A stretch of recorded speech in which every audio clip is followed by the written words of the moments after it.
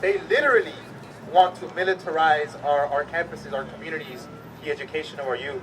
You know, I want to tell you that in about 2007, when I was teaching at Santee High School in South Central, we had a lot of racial tensions, really bad. The truth is there were bad racial tensions. And what they thought the solution would be to bring more cops.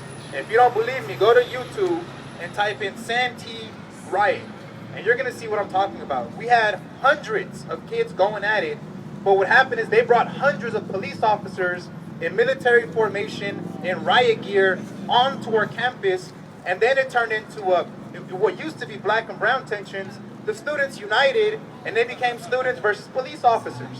And students were jumping on backs of police officers after they saw their fellow students getting pepper sprayed, getting beat up. Dozens of kids went to the hospital that day. And this is 2007. I'm not talking about the 60s. 2007.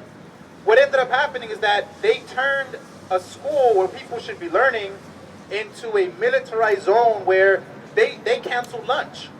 Every day at lunchtime, we as teachers had to escort our classes one by one to get food for kids. And then we had to march them back to the classroom and eat in the classroom.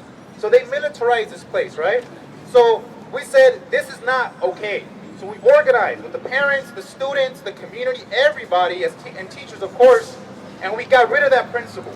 And then what happened is that we forced the school to give us African American studies, Latin American studies, women's studies, and then guess what happened?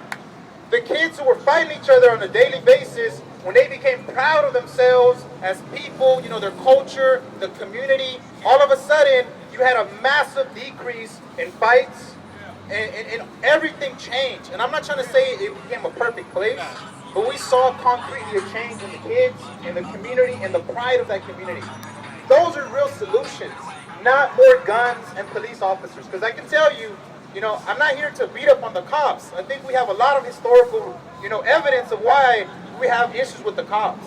But concretely, what we see at our campuses with cops are, number one, abuse of the kids. I don't mean like physical, like sexual. I mean beating up kids. I mean intimidation of parents.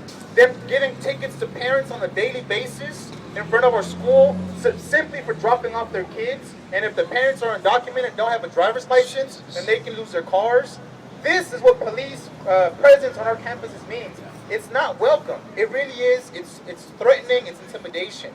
So more of that in our communities of color, it doesn't represent the same thing as in other communities. There's not the same type of relationship there.